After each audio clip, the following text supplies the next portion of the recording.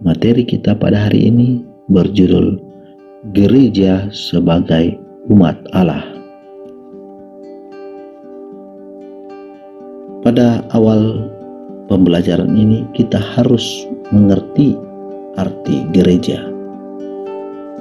Kata gereja berasal dari bahasa Portugis igreja yang diambil dari kata bahasa Yunani eklesia, berarti kumpulan, pertemuan, atau rapat. Paus Fransiskus menjelaskan eklesia sebagai pertemuan akbar orang-orang yang dipanggil. Allah memanggil kita semua untuk menjadi keluarganya. Gereja adalah kasih Allah yang diaktualisasikan dalam mencintai dirinya dan orang lain, semua orang tanpa membeda-bedakan. Gereja adalah keluarga yang kita cintai dan mencintai kita. Gereja menjadi nyata ketika karunia Roh Kudus memenuhi hati para rasul dan membakar semangat mereka untuk pergi keluar dan memulai perjalanan mereka untuk mewartakan Injil, menyebarkan kasih Allah. Mari membaca Kisah Para Rasul bab 2 ayat 41 sampai dengan 47 berikut ini.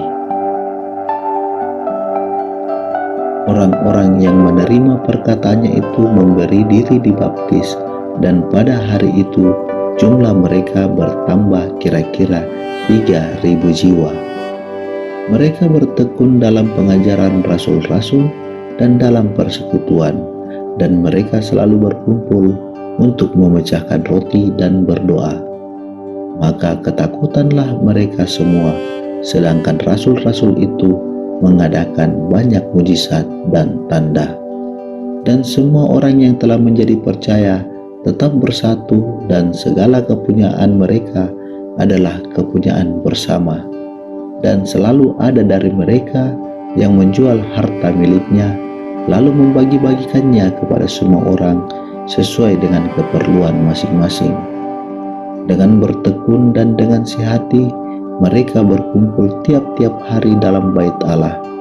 Mereka memecahkan roti di rumah masing-masing secara bergilir dan makan bersama-sama dengan gembira dan dengan tulus hati, sambil memuji Allah, dan mereka disukai semua orang.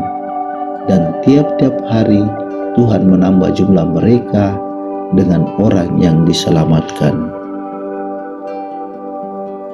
Mari membaca kutipan yang kedua dari 1 Korintus bab 12 ayat 7 sampai 11. Tetapi kepada tiap-tiap orang dikaruniakan pernyataan Roh untuk kepentingan bersama. Sebab kepada yang seorang Roh memberikan karunia untuk berkata-kata dengan hikmat, dan kepada yang lain Roh yang sama memberikan karunia berkata-kata dengan pengetahuan. Kepada yang seorang Roh yang sama memberikan iman, dan kepada yang lain Ia memberikan karunia untuk menyembuhkan. Kepada yang seorang Roh memberikan kuasa untuk mengadakan mujizat, dan kepada yang lain Ia memberikan karunia untuk bernubuat, dan kepada yang lain lagi Ia memberikan karunia untuk membedakan bermacam-macam roh. Kepada yang seorang Ia memberikan karunia untuk berkata-kata dengan bahasa roh, dan kepada yang lain Ia memberikan karunia untuk menafsirkan bahasa roh itu. Tetapi semuanya ini dikerjakan oleh Roh yang satu dan yang sama, yang memberikan karunia kepada tiap-tiap orang secara khusus seperti yang dikehendakinya. Mari membaca kutipan yang ketiga, 1 Korintus bab 12 ayat 12 sampai dengan 18. Karena sama seperti tubuh itu satu dan anggota-anggotanya banyak, dan segala anggota itu sekalipun banyak merupakan satu tubuh, demikian pula Kristus. Sebab dalam satu roh kita semua, baik orang Yahudi maupun orang Yunani, baik budak maupun orang merdeka, telah dibaptis menjadi satu tubuh, dan kita semua diberi minum dari satu roh. Karena tubuh juga tidak terdiri dari satu anggota, tetapi atas banyak anggota. Andai kata kaki berkata, "Karena aku bukan tangan, aku tidak termasuk tubuh," jadi benarkah ia tidak termasuk tubuh? Dan andai kata telinga berkata, "Karena aku bukan mata, aku tidak termasuk tubuh," jadi benarkah ia tidak termasuk tubuh? Andai kata tubuh seluruhnya adalah mata, di manakah pendengaran? Andaikan seluruhnya adalah telinga, di manakah penciuman? Tetapi Allah telah memberikan kepada anggota masing-masing secara khusus suatu tempat pada tubuh seperti yang dikehendakinya. Dari ketiga kutipan tersebut, ada 3 hal yang perlu kita perhatikan bersama. Yang pertama, hidup mengumat pada dasarnya merupakan hakikat gereja itu sendiri, sebab hakikat gereja adalah persaudaraan cinta kasih seperti yang dicerminkan oleh hidup umat perdana. Yang kedua, dalam hidup mengumat, banyak karisma dan rupa-rupa karunia dapat dilihat, diterima, dan digunakan untuk kekayaan seluruh gereja. Hidup gereja yang terlalu menampilkan segi organisatoris dan struktural dapat mematikan banyak karisma dan karunia yang muncul dari bawah. Yang ketiga, dalam hidup mengumat, semua orang yang merasa menghayati martabat yang sama akan bertanggung jawab secara aktif dalam fungsinya masing-masing untuk membangun gereja dan memberikan kesaksian kepada dunia. Berikutnya, mari kita melihat hakikat gereja sebagai umat Allah. Yang pertama, umat Allah merupakan suatu pilihan dan panggilan dari Allah sendiri.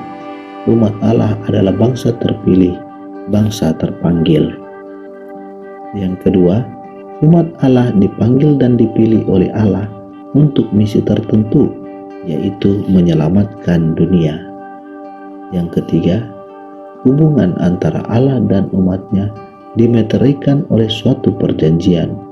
Umat harus menaati perintah-perintah Allah, dan Allah akan selalu menepati janji-janjinya. Yang keempat, umat Allah selalu dalam perjalanan melewati padang pasir menuju tanah terjanji. Artinya, kita sebagai gereja sedang bersiara di dunia menuju rumah Bapa di surga.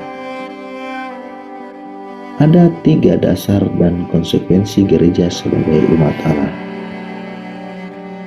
Yang pertama, hakikat gereja sendiri adalah persaudaraan cinta kasih, sebagaimana jelas nampak dalam praktek hidup gereja perdana. Yang kedua, adanya aneka macam karisma dan karunia yang tumbuh di kalangan umat yang semestinya dipelihara dan dikembangkan untuk pelayanan dalam jemaat. Dan yang ketiga, seluruh anggota gereja memiliki martabat yang sama sebagai satu anggota umat Allah, meskipun di antara mereka terdapat fungsi yang berbeda-beda.